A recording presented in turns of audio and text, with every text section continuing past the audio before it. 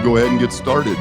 You ready? We're recording. All right. Good morning, guys. This is Doug, and you're listening to What's the Hazard? I'm here with my friend Brenda Schroeder. She is here representing ASSP. Don't look at your notes. Just say whatever comes to mind.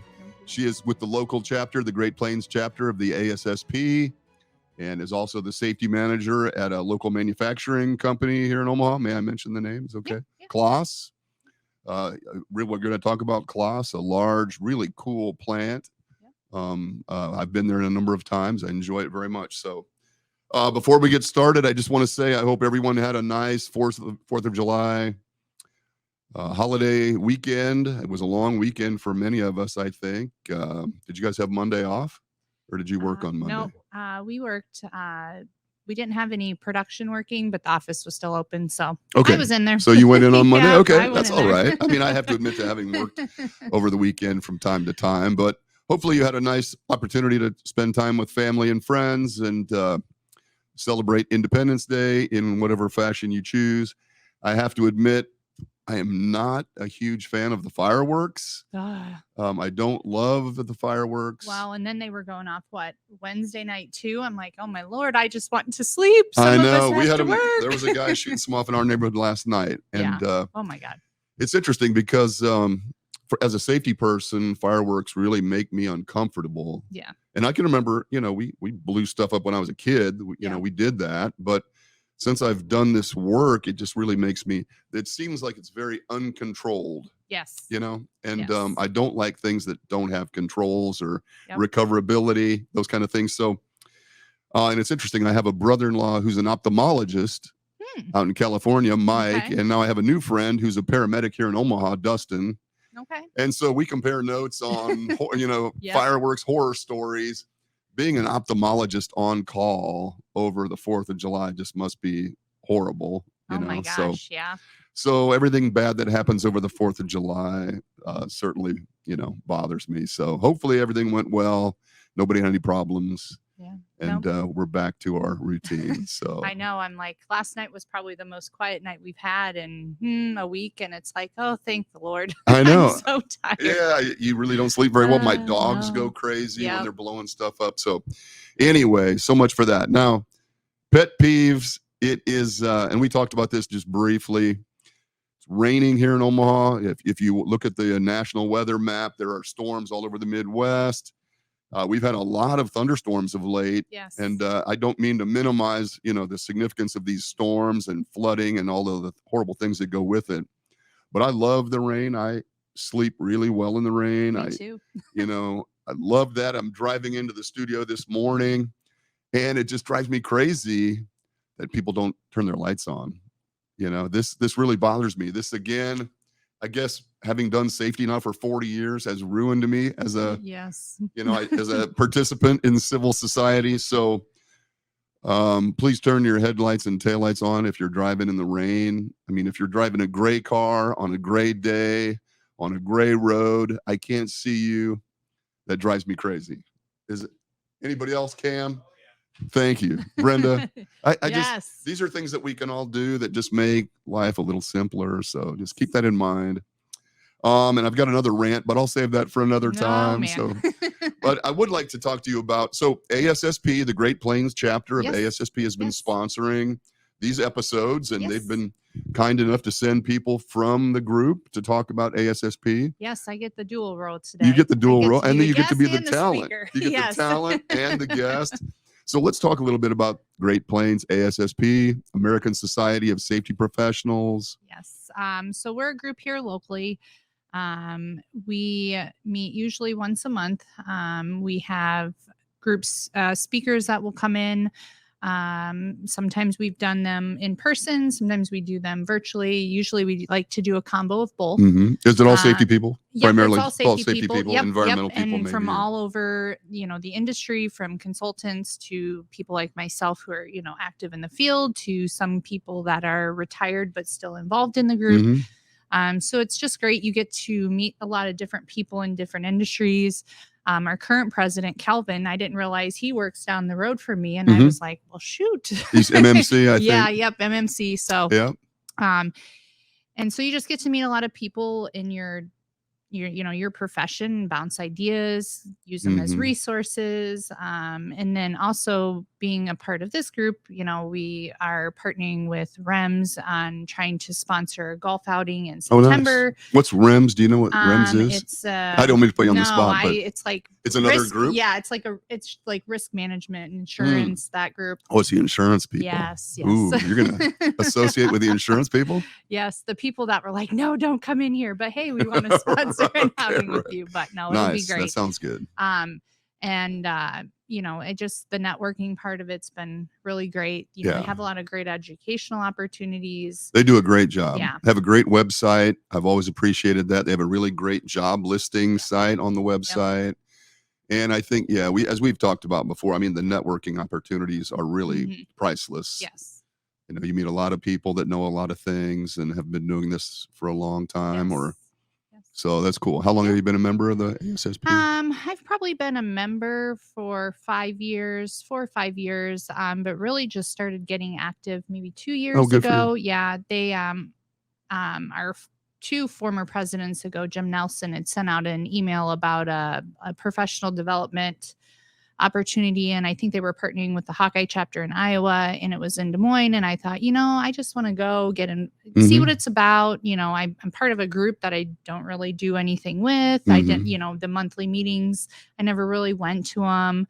And I went to that and I thought, I just want to get involved. Like, I sat in a room with a ton of safety professionals and I thought, I'm just going to get involved. So I kind of reached out and originally got on the board as more of the awards and honors person. And then this year I took over the treasury role. So this is my first month as the treasurer. You're running the money. No, I'm like, man, this is awesome. Good for you. You know what you're doing.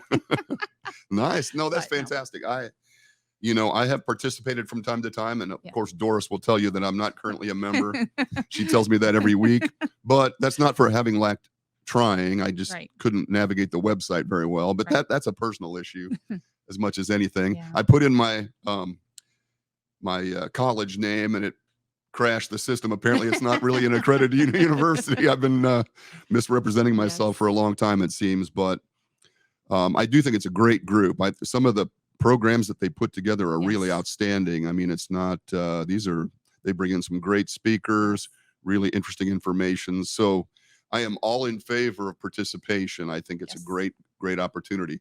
And they do some tours. Yep. So occasionally. So this last month, I actually hosted our June meeting. We did a tour at my facility, Classen. Had everybody in. We did some lunch. You got to feed everybody, make them happy. And then we just did kind of a little brief history on who Classen is, because not a lot of people know. I mean, I'll be honest. I started there October of last year, and when I got reached out to, I'm like, who? They do what? So I had to do my own research. So I thought, before we bring people out here, let's just kind of spread the word so people know, what we do and who we are. And I think people see the building a lot, but they don't always understand what it is. It's a beautiful plant. Oh, well, thank you. And really a fantastic tour. I've been on the tour a number of times, and I think it's really interesting. So I love tours. I think one thing that I wish for most safety people is the opportunity to see other plants and see how people do things. I had that luxury with OSHA. Just got to go to a lot of different places, and I think there's a lot of value in that. See how people consider and evaluate hazards maybe differently than you do in your location. Now, you've worked for a couple of different companies now, so how did you get into safety, and how did that journey start? So originally, when I got out of high school, I was like, I want to travel the world. I want to do all this stuff. All I made it to was Minneapolis. So I didn't get very far. Further than me. Yeah, I know. So lived there for a while, just kind of worked some part-time jobs, was trying to go to school. I was like, I don't know what I want to do. I, originally wanted to do one thing. I'd take a couple classes. I'm like, no, this is not it. So took some time off and actually went and started working for a food service company. They actually made coffee. And I was just more like an admin assistant type thing. And it was a smaller building. So there were, 6 of us in the office. And so we got to change our hats very often. Nice. I wasn't just an admin assistant. And one of the guys, I think it was my boss actually at the time, approached me and was like, hey, we need some help with some of this. Would you be interested? And I'm like, well, what is this safety thing? What do I have to do? What are you talking about? Right. And so I worked really closely with one of the corporate guys there. And he would probably honestly be my mentor and kind of the reason I got into safety in general. But, very good. He kind of taught me and got me going. And then, about 4 years into that job, they decided to sell that part of the business. Some of the locations got sold, but then our location was getting shut down. So I was kind of at this crossroads where I was like, I went back to school. I was going to school. I was doing like running an office and doing the safety stuff. And I was like, what way do I want to go?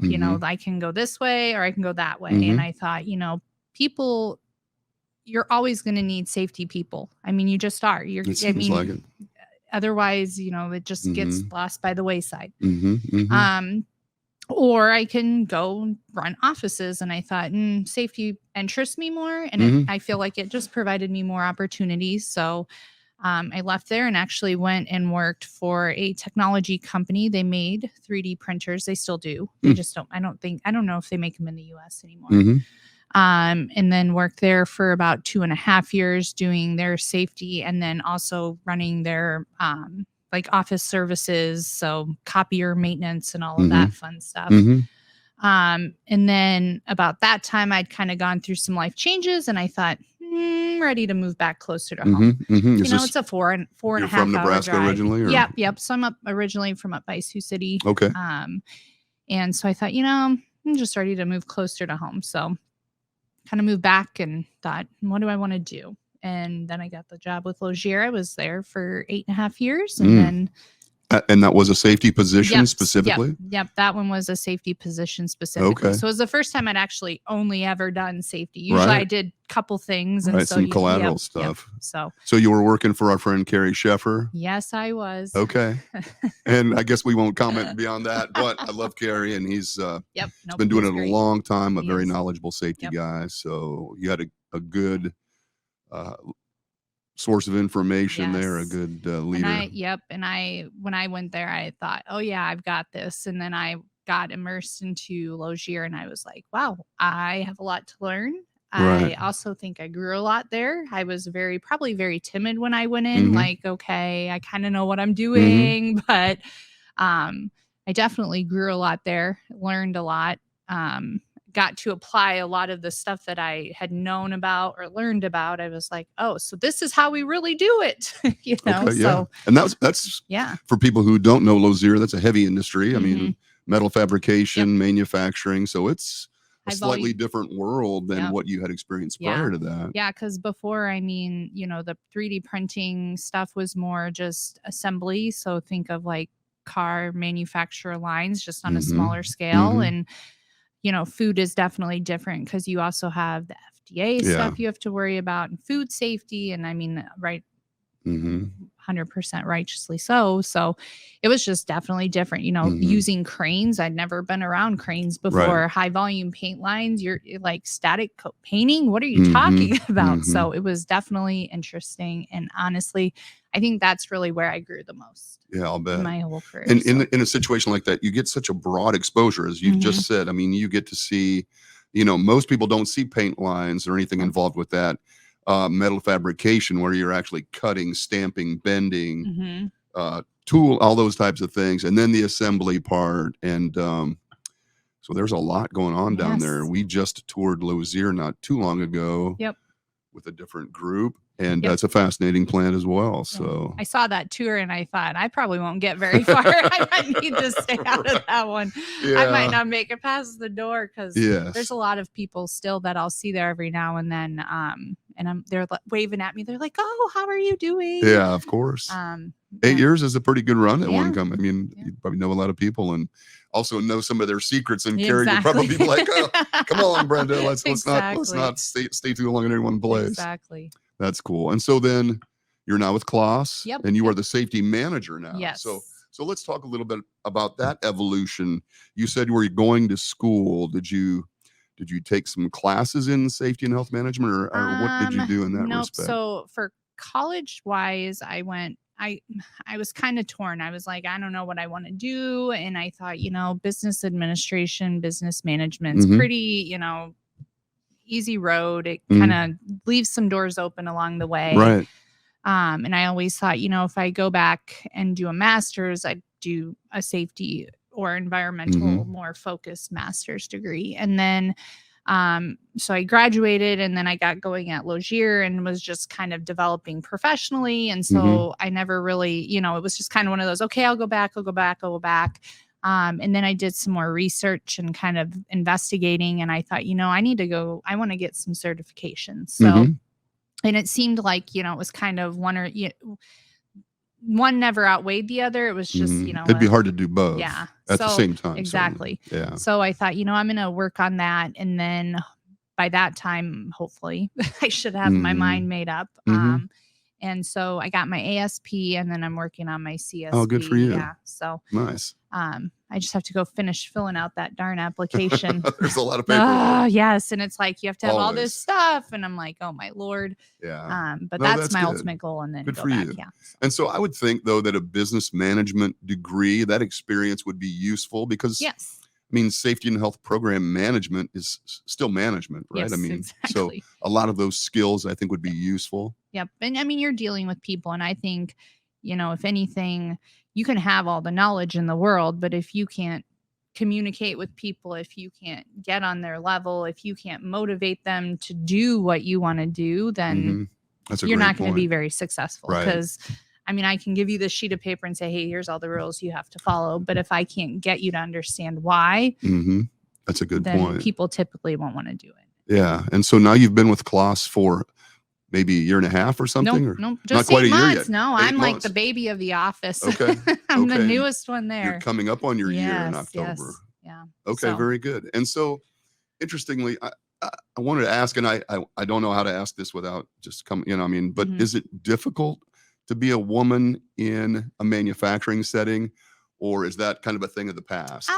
no, I don't think it's a thing of the past. I definitely think it's a lot easier now than it has been. I think you definitely see a lot more women in the manufacturing environment than you have, but I still think people carry those biases of, oh, you're a woman, you don't know. So sometimes you just have to work a little harder to prove yourself or speak up a little louder because you don't want to be talked over or whatever. But I mean, our operations manager is a woman. We have one of our, well, you've dealt with Joanne. She, Sure, absolutely. She's in.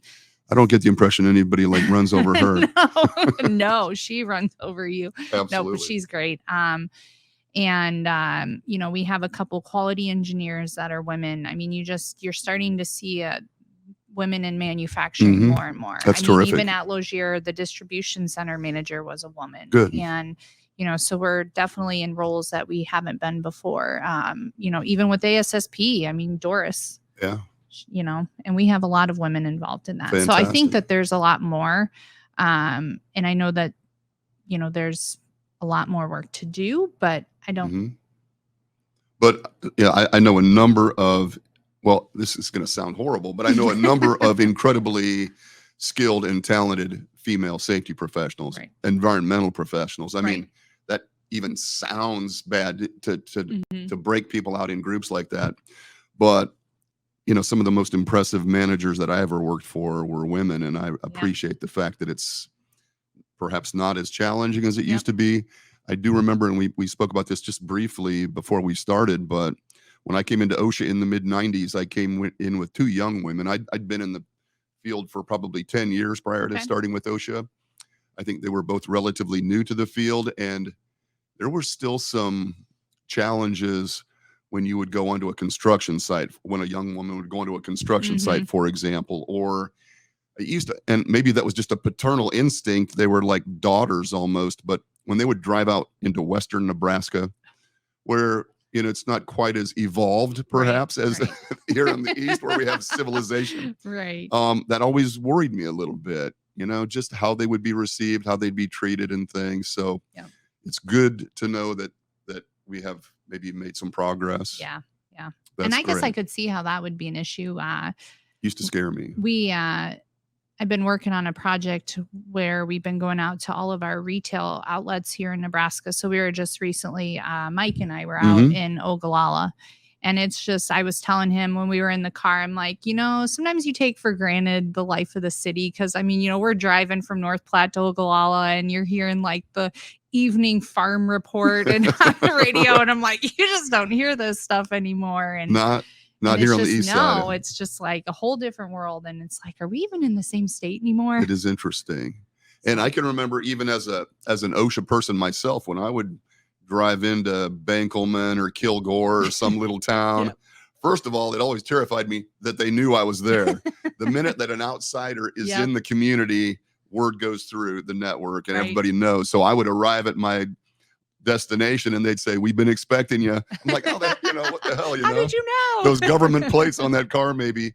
And they did not really love the government. There was, nor do I. I mean, now that we're on that subject, but it was interesting how you would be received out in a more rural community. They just did not like outsiders or, interlopers, whatever you call it. So it's interesting. So talk about Class a little bit. Tell everybody about your facility, your company, what you can. Okay. So Class is a German-based company. We are we make agricultural equipment. So the plant here in Omaha makes combines. We make the Lexion combine, which is the largest combine that Class builds. In our headquarters is in Harzwinkel, Germany. They also make combines there as well, but they make more smaller version of what we make. So we've been here. Is that because the European fields are smaller? I think so. I think so. I don't know a lot about that, unfortunately. Interesting. Yeah, I've never been there. I keep getting told. I keep getting told I'll get to go. And I'm like, cool. Okay, I'm excited, but And so you assemble. This is a huge assembly process. Yeah. You're not really forging anything. You don't have any heat. You're not melting anything. No, we are slowly starting to get. So right now we're more full assembly type facility. We get a lot of our parts from overseas, but then a lot of our parts have where we can and where it makes sense then to source them more locally. Oh, good. But more full assembly right now. We are looking at kind of pockets of things where we can do more of the fabrication side. So we're gonna get like a tube bending and do some tube bending and forming. Yeah. So kind of start to move away from just the assembly, which I think will be a challenge because that's what that group has been used to. Whereas, a lot of my background is more of the manufacturing side of it, where you're actually making the stuff to put. Absolutely. And so I just, I think that'll be a challenge. It'll be a mindset change. Things aren't just going to be so simple anymore.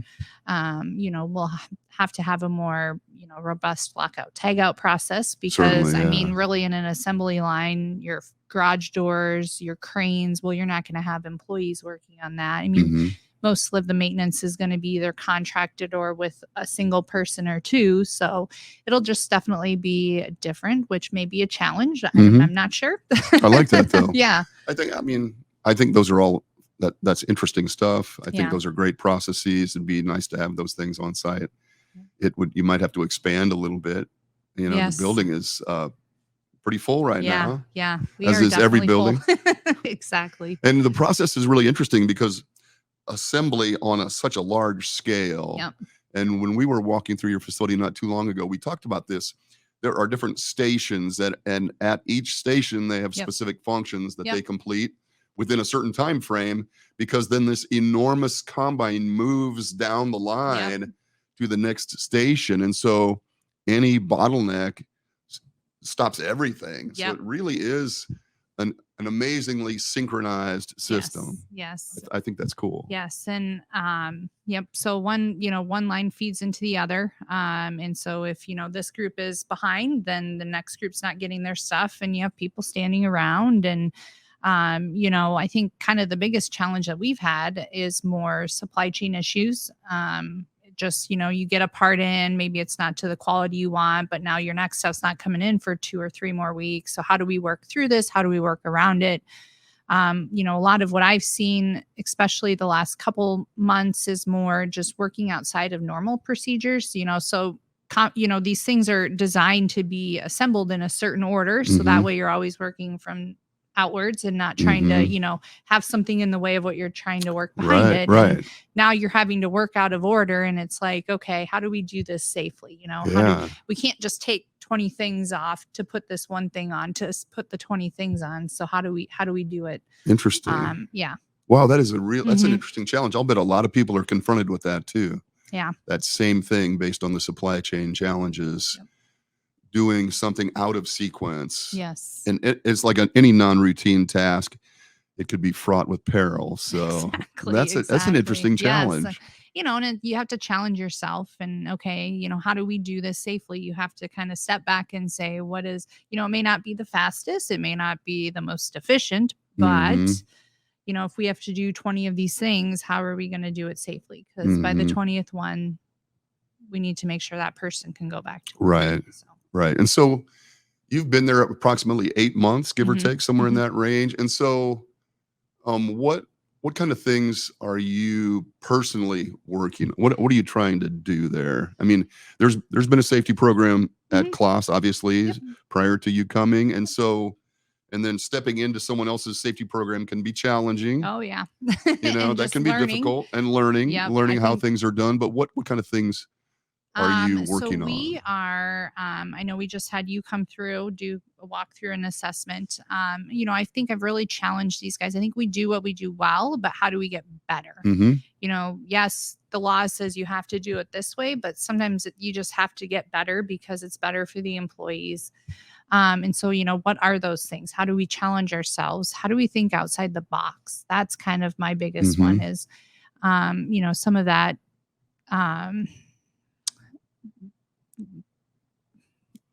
I'm trying to think of the word, not like critical thinking, but problem solving or something to some degree, maybe. But just kind of taking the barriers off and, you know, just, okay, how do we come up with a solution to the problem? Because that's what it seems like more of the challenges is like, this is so unique to our industry and you just don't have, I mean, you know, yeah, we have John Deere and stuff, but you just can't call them up and say, hey, by the way, this is how we do it. How do you do it? And so there's just not as much information out there. And so it's how do you work through that? And how do you know, how do you find a solution to the problem? And sometimes things aren't designed for the assembly process, more for the customer. And so this is what we want it to look like, but it's not always easy to assemble. That's interesting. I would assume, that's interesting comment about not being able to just call up your competitors and ask them how they do something. But within an organization like ASSP or any of these professional networking organizations, there's someone dealing with that same concept. It may not be in the same industry, but the concepts are very similar, and the things that we're trying to accomplish, just like that. You know, we want to be efficient, we want to make a quality product, but we also want to do it as safely as possible. So how people integrate these things is interesting. Yes. And I think that's, you know, that's one of the things, like, I just don't think you can get is that networking availability, being able to reach out and say, hey, I know this is a problem we're having. It may not be the same thing you do, but have you seen it? And how have you guys worked around something similar? Because, you know, some of ours is just sheer size of the stuff and your ability to access it. And you have to be on the inside to screw in a bolt that, you know, the farmer would use from the outside, but because we're assembling it, it has to be different. And so you just. Interesting. That is interesting. And the application of field maintenance and technology too, because you assemble in the plant and then they go to dealers or distributors or they go directly to the buyer. So think of it just like you buy your car. I mean, sometimes you can order it, you know, you order it from your dealership and then they send it directly to that dealership and it's already sold to you and you pick it up. You know, and other times the dealerships are like, hey, we think we can sell 10 of these a year. So you send them 10 and they sit out there and that's how they buy them. So, you know, I think the manufacturing, while it has its challenges, is probably, in my mind, and maybe it's just because it's where most of my experience has been, is easier because it's more controlled. You know, you have, you know, Bob, Harry, and Sally, doing the same tasks every day. And yes, every now and then you get hit with something out of the ordinary, but for the most part, they do the same thing. You know, you get into the service and the maintenance and that, and now you're placing them in an environment that's going to be different every time. I mean, you can be in the middle of a field. Right. Yeah, you can't just bring yeah. your combine back into the if it's broke down, you got to go work Right. on it where it is. Mhm. You don't have the resources available, the tools available. You just have what's in your truck and that's what you get unless the Mhm. farmer has something. Mhm. But then you also, have that farmer mentality there of I need this fixed now so I can get back Mhm. in the field. And so That's really interesting. Yeah. That's a challenge. And Yeah. I know you're working on that right now. We'd spoken about that, but you and Mikey are going around to the Mhm. dealerships, and Yep. How do we put how do you processes? support them Yeah. as the corporate safety person too? That's Yeah. interesting. Yeah. That's tough, man. That's that lone worker challenge, the person out in the field that, they have to be so adaptive because Yes. everything is different. And we give them a bunch of rules and policies Right. and requirements and all of these Right. OSHA things.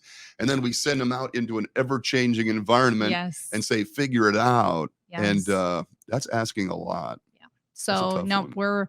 we are my goal, we want to get them up to, plant standards and then but also work with them to say, hey, this is what we're trying to accomplish. Like walk us through what your day looks like. How would we safely do this? Hmm. Yes, there may be some things we have to change. I mean, you're going to have change no matter what, but how do, I want to work with them and not just give them and say, hey, here's what you have to do Right. because they Right. may not be able to do It that. just in doesn't that. work. Yeah. Right. Yeah. So we've been going out there. My goal is to go kind of do a ride along with them here Good for in a you. couple months just to really understand, what are they actually doing? Yeah. Because also I think you win more bees with honey, not vinegar. So right. No doubt. No, try to I think get those when they know who you relationships. are Yep. and that they know that you are there to help them rather than to be a hindrance for them. So I think that's important. Good for you. So let's talk about from when you started Mhm. in this safety thing as kind of a collateral duty when you had no idea what he was even asking of you to Right. now where you're managing a large program.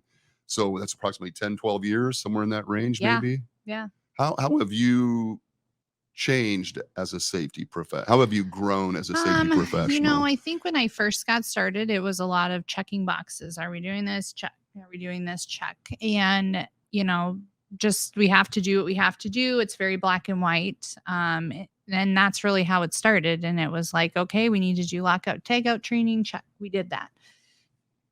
Done for the day. Mm-hmm. To now where it's more like you're, okay, no, you're not just checking boxes. There's more to it than that. Mm-hmm. And how do, culture development, how do you do that? Mm-hmm. Change a culture, get it more focused on safety. Getting employees to understand why. I think that's a real challenge too, and something that I'm doing now more so than I did before. Before it was just do this because I'm telling you to. Right. We have to. Yeah. OSHA says we have to. The government says we have to do this. So just do it. And I'm just telling you, and that's why. Right. But now, Right. Really getting people to understand, I don't, you doing morning stretches does nothing for me. I mean, I don't work more flexible at my desk or going out on the floor climbing ladders more flexible. This is all for you. And, just things like that where it's really getting the employee buy-in, getting the employee participation. But I also think that's also how safety's evolved too. Before it was just here's the rules and here's how you need to do it. Yeah. And if we could only get our employees to stop screwing up, I know this would be great. That kind of that old mentality that yes, everything is perfect other than our employees. Yeah. But, I think we find that we put them in situations where they're intending to get the work done, but we don't give them really great choices. Right. You choose between bad or worse, and Right. they're expected to adapt on the fly because every day seems different. So even though it looks the same, every day is different. And you probably have the same thing from what you were doing to what you are doing. You're kind of flip-flopped roles now, and so it's like holy buckets. It was hard. It was hard to go from a compliance mindset where do this, do that, do this. That kind of that OSHA control mindset to how can I help? How what would be useful? How do what is it that you're really challenged by, or those kind of things. And that was, and I have worked with other former OSHA people, and I tell them, this is what's going to happen. You're going to have to realize that you are just there to help them, and where can we be useful rather than just go boss them around Yeah. and tell them what to do. And that just doesn't work. Yeah. That's a hard change. Yeah. And I think, building relationships helps too, getting to know the people, being out on the floor not just coming out and saying, hey, I need you to do this, but not understanding what they actually do. I think it's hard. And people are like, well, you're telling me to do this, but you don't even know what I do. This has nothing to do with what I do. And so, just really understanding how people work and what they are doing. It could be as simple as, hey, I'm going to go hang out with you guys for a while. Let me do a few things, see what it's like. I don't put together equipment, so I don't know everything that you do, but then you start picking up tools and it's like, wow, this is really heavy. I didn't realize these tools were that heavy, or you had to get so awkward, or just good whatever. for you. Yeah, that's really important. I think that is oftentimes missed, that just kind of embedding yourself into the workforce rather than being that outsider that just comes out of the office periodically. Yeah. For one thing, I think they're going to respect you more. Yep. And I think you will learn things that you otherwise would have had no opportunity to understand, by actually doing the work. Our friend, John Panapinto, I remember when he first went to food processing, he went out on the line was working on the line. And, when you can't keep up and you're watching meat going by at 1,000 miles an hour, whatever it was. And he was like, holy shit, this is insane. Yes. But if you don't do those things, it's easy just to stand there and say, well, you can't do that. Right. I mean, you need to do it this way. And you need to, and they're like, well, you do understand like 5 things have gone by. Right. You just missed a lot of time. product. Yes. Exactly. Good for you. So, and I even tried to do that when I was at Lozier too, was just, let's understand. I want to understand what you're doing. I'm not going to be as efficient as you, because obviously you do this every day. And I'm here for, a half an hour, but but that's something. Yeah. It's it was like I was doing forklift classes, and it's like, okay, I don't really drive forklifts a lot. I mean, I've been on one like once or twice, but I made the guys take me out, and I'm like, I want you to train me like you're going to train a new person. Just understand I'm not going to get back on this thing ever again. But that's what I did. And, honestly, those were probably the 5 guys in that group were like, every day they'd come say hi to me, or, they'd come, we'd chit chat, go back and forth for a while. Good for you. And they'd come to me, they'd be like, oh, I've had this problem, blah, blah, blah. And, you just do what you can. And, but they need to see you out there. Yeah. Absolutely. They need to see you invested in what they're doing. That's really interesting. Maybe you should, have them, when you have trainers or something, have them train office people periodically, bring some of the office people out there and just say, see if you can teach Deb to run this forklift. And maybe she knows how. I think Deb can do just about anything, but I think that's an interesting thought, because we are, another client of mine, we are doing train the trainer. We are teaching our trainers to do the forklift training, and we have them train each other so that, they can simulate what the experience is going to be like. But the people they're training already know how to operate forklifts. So even if they make a mistake, there's like really going to be not much of a consequence, because the trainee is a skilled operator at that point. But it's not the same. I could have them train me. Exactly. I don't know shit about operating a forklift. I've been telling people how to do it for 40 years, apparently, but I really don't. I don't have the opportunity. I always say, this is why I teach. It's not why I do. Because I was fine when we were kind of out in the open, and then they wanted me to go in all these drive-through racks. And if you've been in a drive-through rack, you got about a couple inches on each side, and you have to come in and turn and just go right in, or you're like hitting the rack. And I thought, oh my Lord, I cannot do this. Yeah. I said, I think I'm good. Was there anything at Class that you had not seen at Lozier that was interesting or unusual, other than maybe this out in the field technician element? But yeah, probably the field part of it was that the part that was most that would be unfamiliar? Probably the most new. They have a large proto shop is what we call it, but really it's more R&D, where they're testing changes and things like that before they put it out in the market. And so that's definitely an interesting part too. It's just basically a giant proto shop. These are, I walk in that building and I'm like, smells like my grandpa's garage. It smells like grease and dust. But it's every day they're doing something different. Yeah, and they're, okay, we're gonna make these few changes, and then we're gonna go out in the field and test it and see how it does. Right. And they have to collect data and then see how those changes perform. So, they're, again, not doing the same thing every day. And every day is a non-routine yes, task. exactly. Their job's a non-routine Right. task. But again, yeah. they're probably very skilled. Mm-hmm. They're probably very adaptive, and Yep. they're certainly problem solvers. I think one of the problems that we have when we have too many rules and too many policies is that we kind of drive that problem solving initiative out of people. Right. They just, like you said, they just follow the checklist, and all of a Right. sudden they come up with something that's unusual and they don't know what to do. Right. They just don't know how to think because they're like, oh, I'm not used to having to think. Yeah, I'm I think- used to being told what to do. Right. So I don't know that we necessarily want that. no. You know, I want them to be able to stop and say, okay, this is what I need to do. How do I do it the safest way I can? And also think about other people. If there are other people there, how do I make sure they're doing, I'm providing or protecting them as well. So we've been fortunate enough. We haven't really had major injuries. A lot of ours is just more the ergonomics, the soft tissue stuff. But how do we educate these guys so that we don't have that one day? Interesting. And so let's talk a little bit about like professional development. You said you have taken the ASP. Yes. And how was that? How was that experience? So I'm kind of crazy. Sometimes I sign myself up for more than what I should. So I had, at the time, I was interviewing for Classen, working my regular job, and trying to study for the ASP.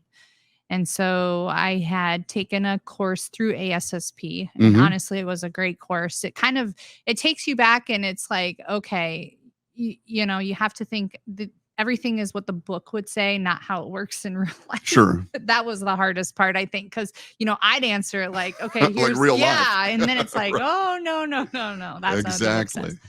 How it so I didn't probably study as much, but I'd already signed up for the test, and I was like, I'm just going to take it. I may not pass it, and that's fine. It's on me. You can experience it. Yeah, but at least I'll kind of know. And I got done, and it said I passed, and I about fell out of my chair, and I said, what? Maybe I do know more than I know. But honestly, Good for it you. wasn't terribly hard. I'm not, some of them were more math based, and I'm not an engineer by trade. So that just, even now, sometimes I have to go talk to my engineers. I'm like, okay, what does this mean? I don't understand this. Oh, no, absolutely. And then they explain it to me, and I said, okay, now explain it to me in normal people terms, not engineer terms. Right. No, they're great. But yeah, so I did that. They're a little nerdy. They do speak they're a their different own language. world.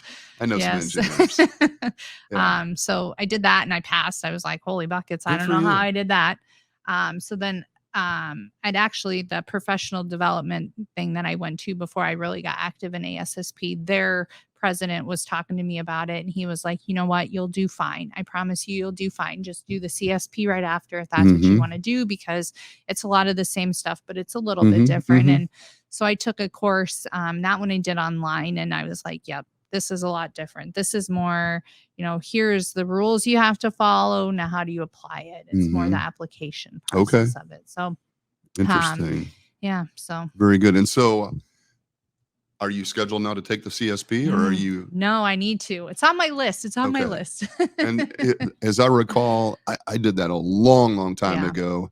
And there was you could not take the CSP within a certain time frame. So there had to be a gap between ASP and CSP. Yeah. As I recall. And then obviously, like the CSP, you have to have a little more like industry experience, career experience. You have to be in the field a little longer. Okay, so but you've kind of met all of those things. Yeah. And kind of the ASP is more just that I'm getting into this.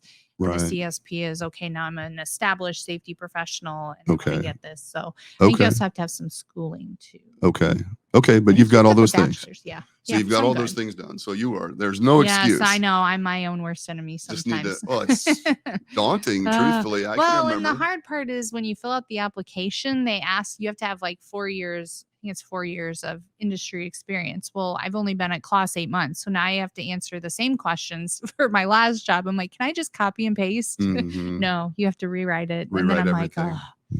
I see. Okay. So they're asking you about your job duties and all of those responsibilities and things in your and give employment. me an example of how you've applied this or how you did this. So Yeah, That it's sounds not. different. It probably is. Well, I don't then- know. Did they ask you those questions? I took it in 2004, and I don't remember answering those questions, but I had been with OSHA for quite a while at Yeah. that point and had some Yeah. other experience. But Yeah. I do remember the tests being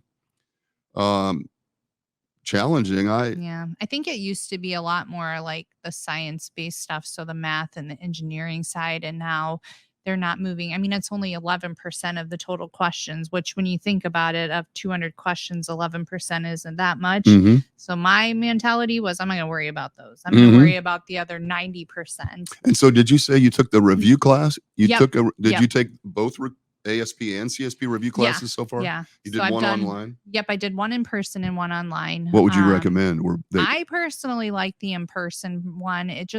I have a hard time staying focused when I do online stuff. Mhm.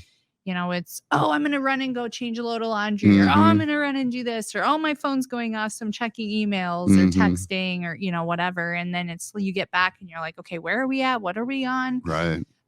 So for me personally, it just worked better, although I did all my college online. So I don't know why. So you were it's- familiar with it and comfortable so with I'm it. like, I don't know why this is harder than that, but Yeah. I just felt like it forced me to turn all of that off and really Right. just focus And on you me. did that through the ASSP. Yep. As I recall that I did as well. The Yep. review class that I took was ASSP. Yep. And it was good. And I think I had like Richard the first time, and I can't remember the other guy, but it was like the same two guys that own the Okay. company that Yeah. do a lot of that training for him. Yeah, That's and they probably had who I took it interesting from. stories. Yeah, they had Mhm. good stories too. So my God, this is 2023, 2022. and they're still doing I that. took that in 2003, maybe, that review class, Yeah. something like that, and they're still doing it. Yeah. Well, like as you said, they know everything. They've seen every question. Yeah. I think they used to take the class. They would take the test periodically just to see what the Yeah. questions look like, so they could help with that. Yeah, and- but they'll do a lot of like sample questions too. Like, hey, Mhm. this is you're going to have a question similar to this. It may not be this exact verbiage, but it'll be similar. It's the Mhm. concept, the skills, Yeah. the information. Yeah, So. good. Yeah, you better get signed up for the test. Nothing is more motivating than seeing that calendar start to say, Oh, "Oh I shit, know, I'm I taking this know. test in 2 weeks." I know. That is highly motivating. Well, good for you. That's Oh, cool. thank you. And so, do you have are you called the safety manager? Yep. You do some environmental stuff though as well, don't you? Or do you have some environmental responsibilities? Yeah. They don't have a ton at Class. We definitely had a lot more at Lozier with the high volume paint line. Yeah, and no stuff. doubt. Mhm. Yeah, you're not really like a small quantity generator of hazardous waste or anything. No, and I think maybe that would probably be the one area where we could improve on is just getting better at the environmental stuff. Getting a handle on that. Well, I've got the person for you. I'll send you a contact. Okay. My old boss at Terracon Okay. is an environmental wizard, so Oh, good, it should be 'cause- really useful to consult with periodically. And it's a whole nother world. It's Oh, like, it's- oh, you have this. Okay, well now here's this Oh, whole other totally. book, and then we have the DOT, which is Oh my God, yes. mind blowing. It is. The people that are assigned that have all of those responsibilities, I think, oh my God, that is insurmountable. I don't know how people can do environmental and the safety and health and the DOT and maybe Yeah. like you had said before, the Food and Drug Administration, or I was going to say FRA, but that's the Federal Railroad Administration. I get no, that'd a be Doris. acronym crazy. Yeah, exactly. But there are so many regulations. It is really, Yeah, it's a lot. And, it is a lot. my last place we did a lot more, all of our driving and stuff like that was contracted out, where now we have guys who, have CDLs. I'm like, what the heck is a CDL? I mean, I know what it is. So now you but have fleet yes. responsibilities as well. Yeah. And then, you get your sales guys out in the field. And, Oh yeah. okay, how do we, they're driving all the time. That's their job, is to drive. And, how do we make sure that they're safe, and what tools do we give them? Distracted driving, defenseless driving. So, Yeah. Oh my God. yeah. Do you have help? Yes, Is it just yes. I mean, Deb does help. And Does Joanne still help with a Yep. little bit of stuff? yeah, here if and I there? have stuff, I'm like, hey, or it's just, how have we done this in the past, or kind of get me information on what you've done there. And so, Yeah. just kind of really looking to expand the training for the guys too. Nice. That's Yeah. really challenging. You're going to learn a lot Yes. in this gig, Yes. because that's a nice broad, what am I trying to say? Swath of responsibilities. Yeah. I don't know if that's the right word or not, but swath seemed very good. There's a lot. It's, Well, I'd rather be busy than bored. That's been my absolutely. nature. I'm like, nothing's worse than you sit at your desk. You're like, okay, what am I? What do I do now? Yeah, Fill what out am I another gonna do? checklist? Yeah. No, absolutely not. Well, what's before we wrap? What's ASSP got coming up? Do you have any events or anything Yep. that So we got coming up on the calendar? Yep, we have an event in July. It'll be July 21st actually, and we have a group coming in from Protective Industrial Products, and they're going to talk about Class 2 hard hats, Okay. and why it might be a good idea to change for workers. Mhm. We don't use a lot of hard hats in our business, so I'm definitely interested in kind of hearing, what is this? What's this change? Mhm. Is it a change? But in your plant, hard hats have always been something that we have gone back and forth on. Yes, and somebody even Because asked we on do that have some tour. suspended loads. We Yep. have things that conceivably could Yep. be a problem. Yep. So the hard hat question is always an interesting one. Yes. And that's one of those, I noticed it when I came in, and I'm like, we'll get there eventually. Mhm. I'll ask the question, but there's some other stuff we're Yeah, going to do first. it's not the so highest no. priority at this point. You certainly don't have a rash of head injuries from. No, and honestly, a lot of times we use those more because they're awkward, and at the height that we need to get access, employees can't lift that high. So, right. It's more of that stuff. Right. There is some heavy stuff that, we use those for, but yes. It's interesting. Do you find so you've been doing this do you find that you see hazards everywhere in your life now? Yes. When you just live your life, you're constantly. Yes. You look and you're like, oh no, I hope they know that they can't do that, or they shouldn't do that. Or even like, you're at Home Depot or something and they have a ladder, and it's like, okay, we can't leave those there. I think we have a lot of safety disciples. We're, we are making headway, Yes. more and more people, Yes. but I can't go anywhere. My wife and I just went for a walk last night. It was a very nice evening.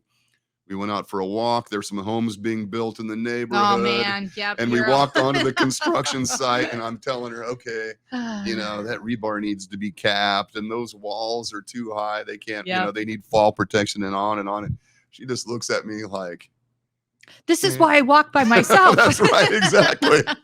I'm never asking you to go for a walk again. You just take all of the pleasure out of it, but it's everywhere. It is. It's just, it is. You can't turn it off. No, you can't. And you're always like, oh, I want to go say something. I'm like, but it's not really my place. So I'm like, okay. I don't say things very often anymore, particularly if they seem to be somewhat low hazard situations, minor hazard situations. I think they're in those rare cases where you see something that is really consequential. It's such a challenge. It's this inner conflict. Do I say something or not? It really can be difficult. I don't mean to go back into we're running out of time, but no, you're fine. Culturally at Classen, it's a family. A lot of your people are long-term. They've been there for a while. Yep. And, even like the other day, I'm walking down the aisle and I look at this kid and I'm like, okay, does your dad work here? Because you look just like your dad. So I run in the supervisor's office. I'm like, hey, does so-and-so have a son that works here? Yeah, he just started. I'm like, that would be why I saw him. So so multi-generations. Yes. It's interesting. But the culture, are you comfortable with the direction the culture is going? You're seeing some change. I'm sure your involvement has helped immensely. Yeah. And I think, the safety manager role is definitely new for them. For a long time, they were smaller and, they just, like I said, they were assembly, and the amount that they were assembling has increased greater. So basically, the stuff that they were getting overseas would come over somewhat assembled, and they just kind of add on the last few items and out it'd go. And to now where we're more like a full assembly, and it's like, okay, there's a lot of stuff, and then the service side of the business, that's a whole nother, adding some fabrication, which will another layer of. Yep. So I think that they were definitely ready for it. I've worked, like I said, I've worked in a lot of jobs where you had to wear multiple hats. And so, there's only so much time in a day. You can't work 24/7. And so you did the best you could with the time you had. And so Mhm. I think they were ready. And honestly, it's been a great experience. I have nothing bad to say. I've never run into anybody who's like, no, we're not doing that. Good. And we really hit the ground running when I got there. We implemented a stretching program for the production folks. That was one thing that they wanted. And we've just kind of been going from Good there. for you. So we started up a safety committee for those guys, and Oh, we've good been for going you. strong. And yeah, so I'm just like, as long as we keep moving in the right direction, and management's been very supportive. I think that that's important in any safety program that you have. I mean, if they don't buy in and they don't support it, then you're not going to get very far. So, and being active in it too also helps. That's awesome. Yeah. They need to understand why as well. Right. I mean, the employees want to know why, the managers need to know why. Why are you asking me for money? Exactly. So I think if you're able to explain that and articulate that to them, you can get their buy-in. Everything goes back to those communication skills. You got to be able to communicate with the worker all the way up to the management level. No doubt. So that's great. Well, Brenda, thank you very much. Our hour is up. Oh my gosh. I told them, I said, I don't know what I'm going to talk about for an hour. It goes very quickly, and it's always really interesting. And I think this is fantastic. First of all, thank you to ASSP for sponsoring this episode. This is our 4th of 5. So we've got one more, and they've all been fantastic. I hope people will take a look at the Great Plains chapter or whatever their local chapter is and consider, joining that association. And I'm going to go back and try the website again. Doris, I promise. I'll give it one more shot. Maybe you can just send someone to my house with a paper application and we can do that. But thank you very much. Thank you. It's been very interesting. Thank you guys for listening. Keep up the good work. This is righteous work. And the more disciples we have, the better in the safety side of things. So keep doing what you're doing. And we will be back next week with another episode. Have a nice weekend. Talk to you later.